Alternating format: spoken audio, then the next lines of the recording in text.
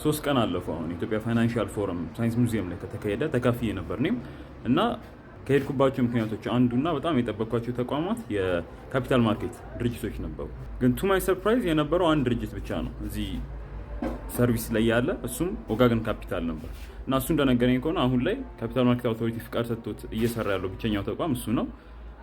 ሊስትም የተደረጉ ብዙ ካምፓኒዎች ሊስት ተደርገው ሰዎች ስቶካቸውን መግዛት፣ መያዝ፣ መሸጥ ይችላሉ ብዬ ጠብቄ ነበር። ግን ሊስትም የተደረገው ብቸኛው ድርጅት ወጋገን ባንክ ራሱ ነው እና ይሄ ለእኔ በጣም ዲስአፖይንቲንግ ነበር። ምናልባት ኤክስፔክቴሽን በጣም ከፍ ብሎ ነበር፣ በጣም ጠብቄ ነበር መሰለኝ።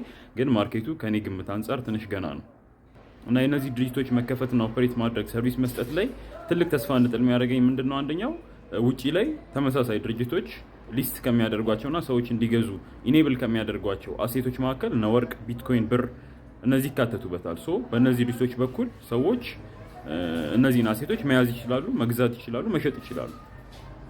ለሰፊው ማህበረሰብ እነዚህ ውድ የሆኑ አሴቶች አክሰስ እንዲኖረው ኢኔብል ያደርጋሉ ማለት ነው። ሶ ሆፕፉሊ በጊዜ ሂደት ኮምፒቲሽን እየተስፋፋ ሲሄድ ሌላ ድርጅቶችም እየገቡ ሲሄዱ እነዚህ አሴቶች ሊስት እንደሚደረጉ ሌላም ብዙ የሀገር ውስጥም የውጭም ድርጅቶች ሊስት እንደሚደረጉ ያው ተስፋ አደርጋለሁ።